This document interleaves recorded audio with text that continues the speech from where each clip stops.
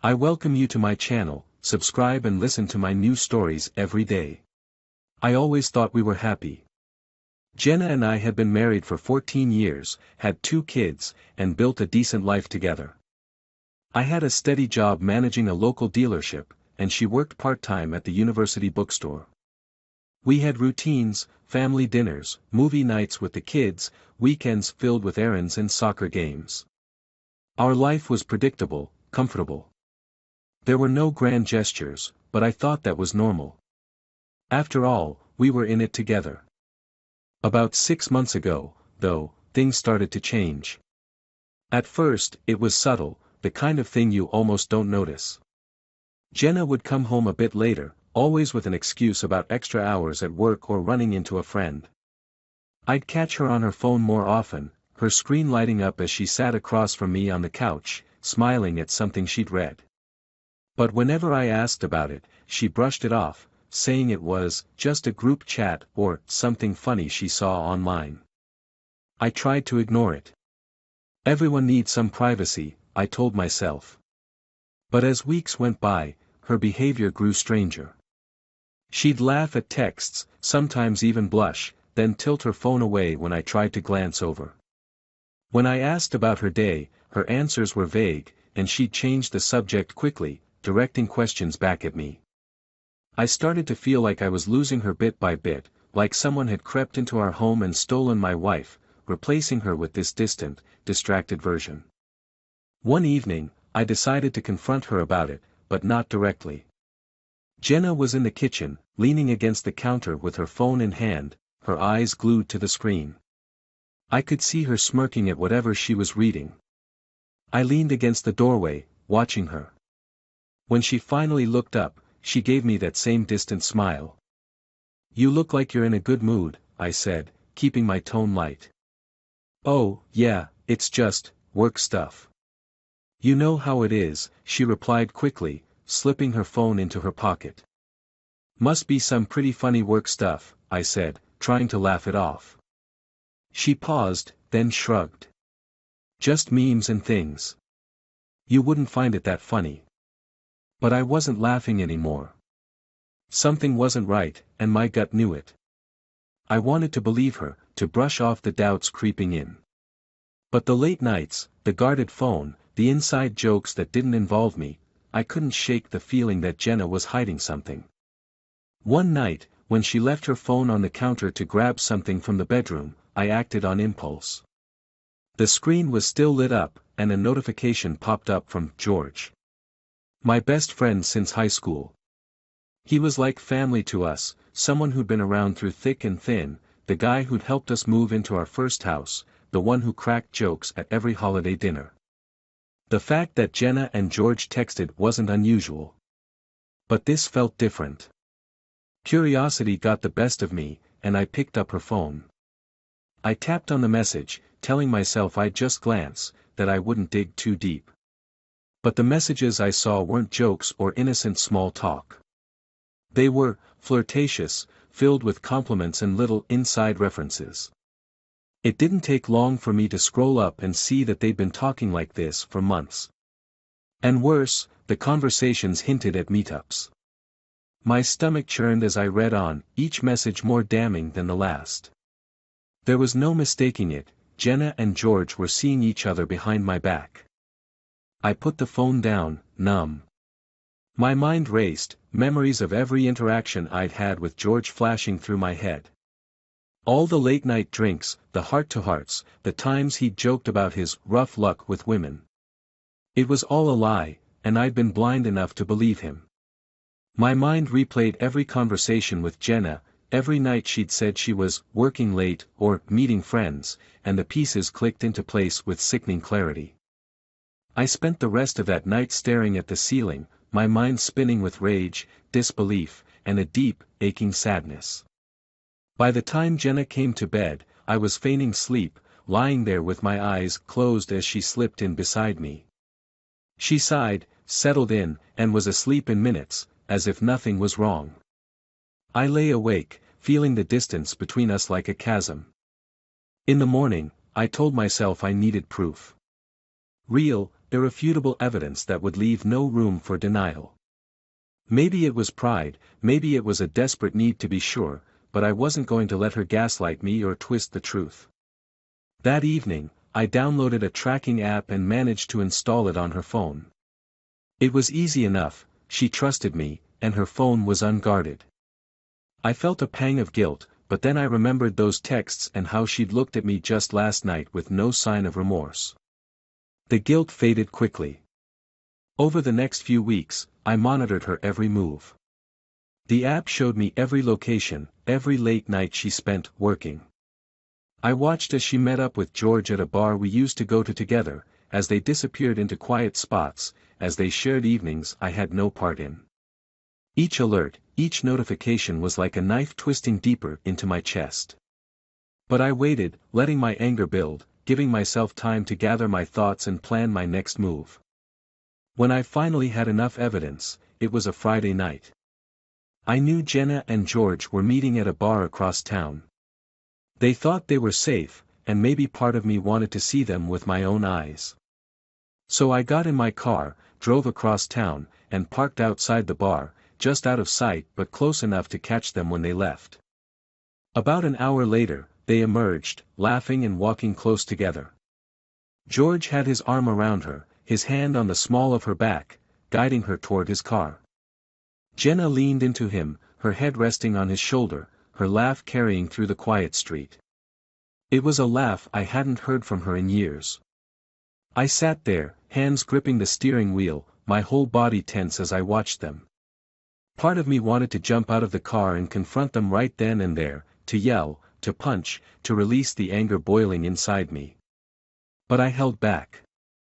I watched as they got into his car and drove off, disappearing into the night. I waited a few minutes before driving home, my mind already piecing together my plan, my revenge. When I got back, I went into our home office, opened my laptop, and began gathering everything. Screenshots of their messages, the tracker logs, even a few photos I'd taken from my car that night. By the time Jenna walked through the door, I was calm, collected, my anger hardened into something colder, something more focused. She came into the room, looking surprised to see me up so late. "Tom. You're still awake?" she asked, her voice casual, her face unreadable. I looked at her, this woman I thought I knew, and felt a surge of satisfaction. She had no idea what was coming. I gestured to the chair across from me, my tone steady. "Sit down, Jenna. We need to talk." She hesitated in the doorway, her hand frozen on the handle. I could see the wheels turning in her mind, trying to figure out what this was about, whether she should be worried. After a moment's hesitation, she shrugged, letting go of the door and walking over to the chair. Her face had that careful, guarded look I'd grown used to seeing lately. "Okay," she said, sitting down across from me. "What's up?" I leaned back, my gaze steady on her. "I want to know what's been going on between you and George." Her face didn't betray anything at first, she just blinked, her mouth slightly open as though she were about to deny it, to brush me off. But I saw the flicker of panic in her eyes, the way her fingers tightened on the edge of the chair, digging into the fabric. "George." She forced a laugh, but it came out flat. "Tom, what are you talking about?" "Don't insult my intelligence, Jenna," I said, keeping my voice low but firm. "I know you've been seeing him. I know you've been lying to me for months. And I know that every time you said you were working late or meeting friends, you were with him." The color drained from her face, and her hands slipped from the edge of the chair, falling to her lap. She opened her mouth, closed it, then tried again, her voice wavering. I don't know what you think you know, but..." I cut her off by sliding the folder across the table, thick with evidence. Screenshots of messages, photos of her with him, the logs from the tracking app I'd installed on her phone. It was all there, clear as day. She picked up the folder with shaking hands, flipping through the pages, her eyes widening as she saw the depth of what I'd collected. Her face crumbled, and I saw the tears welling up in her eyes. "Tom, she whispered, her voice barely audible. I'm so sorry. Sorry doesn't mean anything to me right now, Jenna, I replied, my voice cold. I trusted you. I trusted both of you. And you threw it all away for what? For some thrill. Her shoulders sagged, and she set the folder down, covering her face with her hands. She looked defeated, small, as though the weight of what she'd done was finally pressing down on her. I didn't mean for it to happen, she stammered. It started as just talking, just harmless conversations. And then, I don't know. It got out of hand. Out of hand. I repeated, my voice rising. Jenna, you were sleeping with my best friend. The man who stood by me at our wedding. Do you have any idea what that means? She looked up, her eyes filled with tears. Tom, please, it's not as simple as you think. I was lonely. I know that sounds like an excuse, but it's the truth. You've been so busy with work, so caught up in everything else. I just felt. I don't know. I felt forgotten. Forgotten. I almost laughed at the absurdity of it. You felt forgotten, so you decided to betray me? To go behind my back with the one person I trusted most? That's your excuse. She flinched at my words, and for a moment, I thought I saw a flash of anger in her eyes, as though she were about to turn this around on me. But she quickly looked down, her shoulders shaking as she tried to compose herself. I'm not proud of it, Tom, she said, her voice barely above a whisper. I know I've hurt you, and I'll never forgive myself for that. But please, try to understand. Understand? I said, my voice dripping with disbelief. What exactly am I supposed to understand, Jenna? That you were so unhappy with our life that you thought destroying it would make things better? She was silent, her hands twisting in her lap. The silence stretched between us, heavy, unbearable. Finally, she looked up, wiping her tears away, and I could see a flicker of something in her eyes, determination, perhaps, or maybe just resignation. What do you want me to say, Tom? She asked, her voice steadier now. That I'm a terrible person. That I made a mistake. I know I did. I know I messed up. But you have to believe me when I say that I still love you, that I still want this marriage to work. I let out a bitter laugh. You want it to work? You think it's that simple? Jenna, you've broken every ounce of trust one had in you. I don't even know who you are anymore. She flinched but didn't look away. I know I've lost your trust. And I know it won't be easy to get it back. But please, Tom, if there's even a part of you that still loves me, let me try. Let me make this right. I stared at her, the woman I'd shared my life with, the mother of my children, sitting there begging for forgiveness. And for a moment, I felt a pang of pity for her, a flicker of the love we used to have. But then the images of her with George, of every lie she'd told, every night she'd spent with him, came rushing back, and the pity turned to cold, hard anger. I don't think you can make this right, Jenna, I said, my voice cold. Some things, they're just too broken to fix. Her face fell, and she nodded slowly, as though she'd known all along that this would be my answer. She wiped away a tear and took a shaky breath. What are you going to do? She asked, her voice small, almost childlike. I leaned forward, meeting her gaze. I'm going to make sure George understands exactly what he's done. He thought he could get away with this, that he could stab me in the back and go on with his life like nothing happened. But he's about to find out just how wrong he is. Jenna's eyes widened, and for the first time, I saw genuine fear in her expression. Tom, please, don't do anything you'll regret. This whole thing, it's my fault. Don't hurt him. Don't hurt anyone. You're worried about him? I asked, feeling a new wave of disgust. After everything he's done to us, to me, you still care about him? It's not like that, she said quickly, her voice breaking. I don't want you to get hurt. I know you, Tom. I know how angry you are, and I don't want you to throw away your life for this. I scoffed. My life? Jenna, my life was ruined the second you decided to betray me. I'm not throwing anything away. I'm just making sure George gets what he deserves. She opened her mouth to say something, but I held up my hand, cutting her off. Enough. I'm done talking about this. I need you to pack a bag and go stay with your sister for a few days. I need space to think. Her face crumpled, and she nodded, not arguing. She stood up, looking down at me with tear-filled eyes, but I didn't look back. I kept my gaze fixed on the table as she left the room, her footsteps echoing down the hallway. When I finally heard the front door close, I exhaled, the tension leaving my body all at once. I sat there in silence, my mind racing with everything that had happened. The rage, the betrayal, the humiliation. It was all still there, swirling inside me, but now there was something else too, a plan forming in the back of my mind, a way to make things right, to get back some of what they'd taken from me. George had betrayed me, Jenna had betrayed me, and they thought they could get away with it.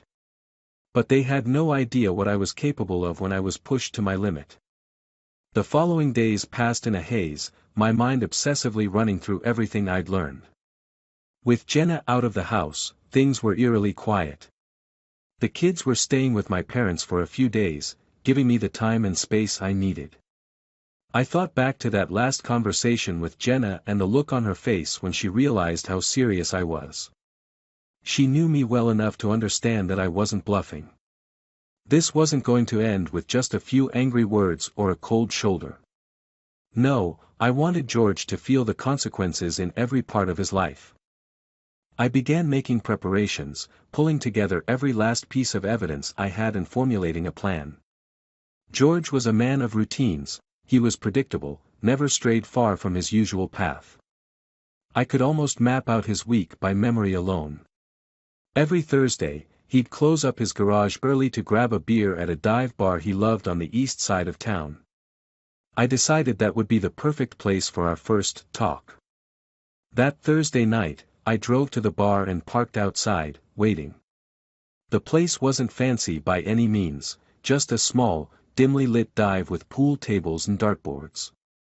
As I waited, the anger that had simmered in me for weeks came boiling to the surface. I reminded myself to stay calm, to keep a level head. This was about more than just confrontation. It was about setting things right. Finally, I saw him walk into the bar, oblivious, carrying that cocky, easygoing air he always had. I waited a few minutes, then headed inside. George was sitting at the bar, chatting with the bartender, a half-full beer in front of him. When he saw me, his face registered surprise, but he quickly covered it up with a friendly grin. "Tom. Didn't expect to see you here," he said, raising his glass in greeting. I walked over slowly, keeping my face unreadable. I could tell he was uneasy, probably wondering why I was there, but he hid it well. He always was a smooth talker. "Mind if I join you?" I asked, keeping my voice calm. "Of course," he said, patting the stool next to him. "Always room for my best friend." I sat down, and the bartender nodded in my direction. I ordered a beer, and we sat in silence for a moment, neither of us saying anything. Finally, I turned to look at him, studying his face. "So, George," I began, leaning in just slightly. "How long has it been?" He blinked, clearly confused. "How long has what been?" "Don't play dumb with me," I said, my voice low but laced with a warning. "You know exactly what I'm talking about. How long have you and Jenna been sneaking around behind my back?" The color drained from his face, and his hand tightened on his beer glass. For a moment, he looked as though he might deny it, but then he let out a nervous laugh, trying to shrug it off. "Tom, come on. I don't know what you're talking about." "Stop lying," I snapped, my voice hard. "I have proof. Messages, Photos, everything. Don't insult me by pretending you don't know. He swallowed hard, his face shifting from shock to something closer to resignation. He knew he'd been caught, that there was no way out of this. All right, he said, his voice barely above a whisper. It's been a few months. I didn't mean for it to happen, Tom. I swear. It just happened. I laughed bitterly. It just happened. That's the best you can come up with? You, my best friend, the guy I trusted more than anyone else, it just happened. Do you even realize what you've done? He looked down, shame written across his face. For a brief moment, I almost felt a twinge of pity for him. But then I remembered Jenna's messages, her lies, the nights she'd come home late with that same empty smile, and the pity vanished. Tom, I'm sorry, he said, his voice pleading. I know I messed up. I never meant to hurt you. I never wanted this. Well, congratulations, I said coldly. You did. We sat there in tense silence, the noise of the bar fading into the background. I could see that he wanted to say something, to explain or justify, but he seemed to know that no words could fix this. Finally, I took a deep breath, my mind shifting to the next step of my plan. I'm not going to let this go, I said, my voice steady. You think you can just sneak around, lie to me, and get away with it? No. You don't get off that easy. He looked up, his face pale. Tom, what are you going to do? I smiled, but there was no warmth in it. You'll see. I want you to feel the way I felt. I want you to understand exactly what you've taken from me. And by the time I'm done, you will. Without waiting for a response, I got up and walked out of the bar, leaving him sitting there in stunned silence. The night air was cool against my face, and as I drove home, a grim sense of satisfaction settled over me. This was only the beginning. The next part of my plan took a bit more time and patience. I knew George's business well, after all, I'd been a loyal customer and had even recommended him to others in town.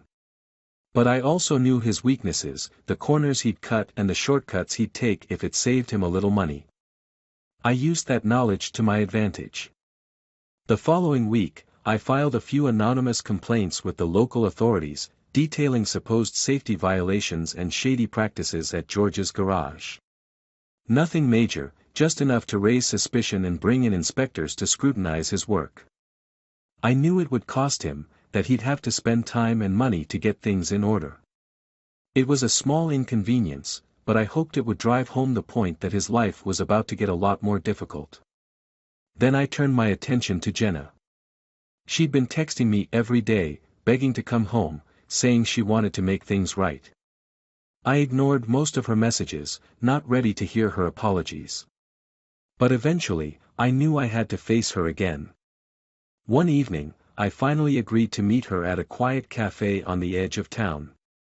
She looked worn, tired, her usual confidence replaced with a hesitant, almost fearful demeanor. She glanced around nervously as I sat down across from her, her hands clutching a cup of coffee. Thank you for meeting me, Tom, she said, her voice barely above a whisper. I know I don't deserve your forgiveness. But I just wanted to talk. To try and explain. I kept my expression neutral, folding my hands on the table. Go ahead. I'm listening. She took a deep breath, looking down at her coffee as she spoke. I know I messed up. I know what I did was wrong. I don't expect you to forgive me, but I need you to understand. I wasn't myself. I was lonely, Tom. You were always working, always so focused on everything but me. I felt like I didn't matter anymore. I clenched my jaw, her words stirring a bitter anger inside me. So, what? You thought betraying me was the answer. You thought sleeping with my best friend would make you feel better. She shook her head, tears brimming in her eyes. No, it wasn't like that. I wasn't thinking. I was just. I was selfish. And I'm sorry. I know I don't have the right to ask for anything, but please, Tom, don't throw away everything we've built. Don't let this mistake ruin us. I studied her for a long moment, the woman I'd once loved with all my heart now looking at me with a desperate, pleading expression. Part of me wanted to forgive her, to let go of the anger and move on. But another part of me knew that I'd never be able to trust her again, that every time I looked at her, I'd see George's face, hear his laugh, remember the betrayal. I don't know if I can do that, Jenna, I said finally, my voice cold. You didn't just hurt me. You destroyed everything I thought we had. And I don't know if I can ever look at you the same way again. Her face crumpled, and she wiped away a tear. Tom, please, give me a chance. Let me prove to you that I can make this right. I'll do whatever it takes. I shook my head, standing up. I don't think there's anything you can do, Jenna. You made your choice. And now you have to live with it.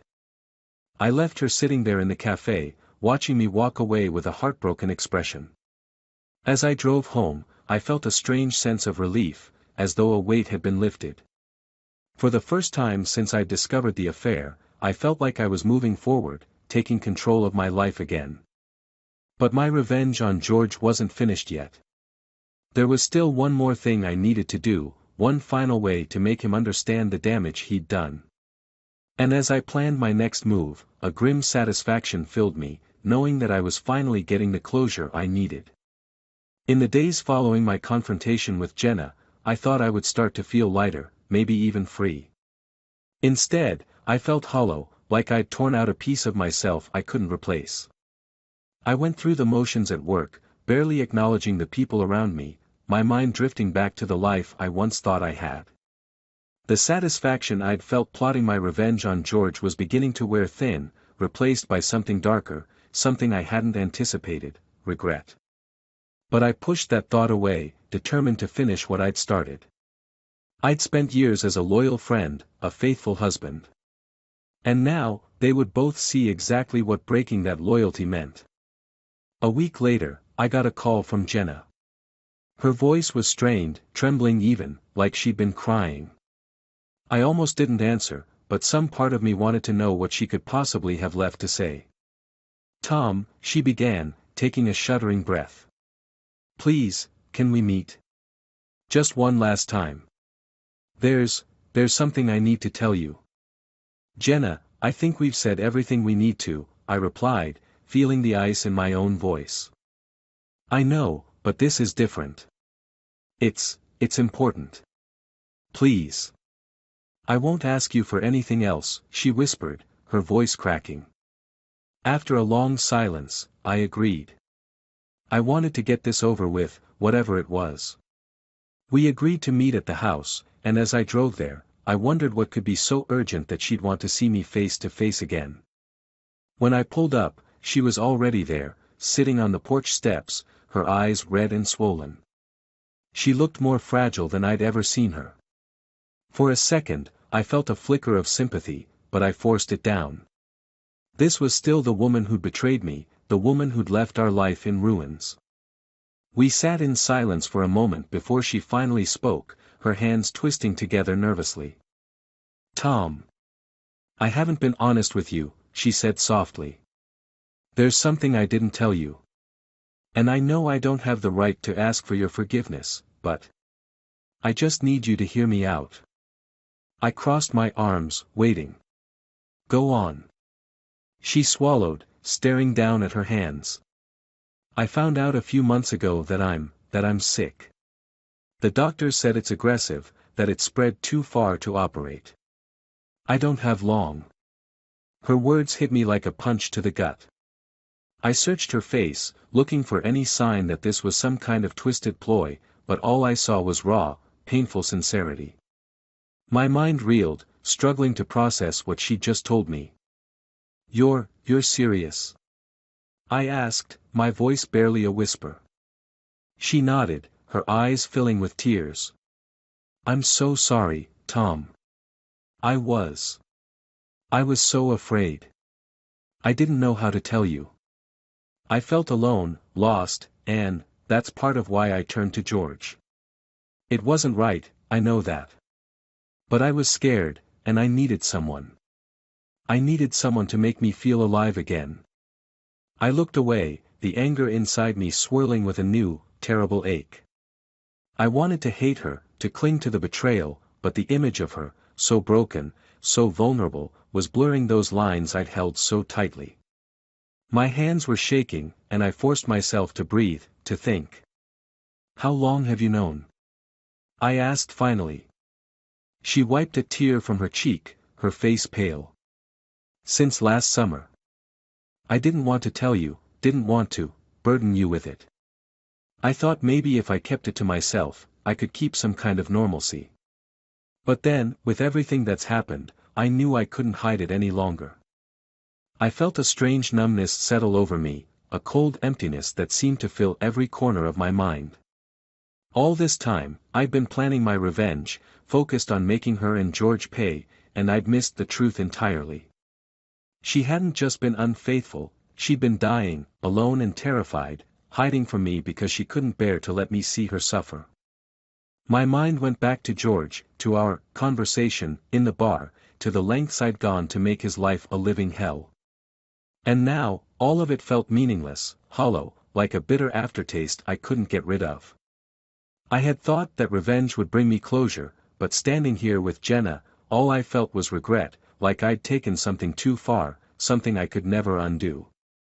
"Why are you telling me this now?" I asked, barely able to keep my voice steady. "Because," she whispered, her gaze meeting mine, "I didn't want this to end with nothing but hatred between us. I know I hurt you, I know I destroyed the trust we had. But despite everything, you deserve to know the truth." We sat there in silence, the weight of her words hanging between us. I felt myself crumble inside, piece by piece, the walls I'd built around my anger collapsing. She'd hurt me, betrayed me, but she was still the woman I'd loved, the mother of my children. And she was slipping away, faster than I'd ever realized.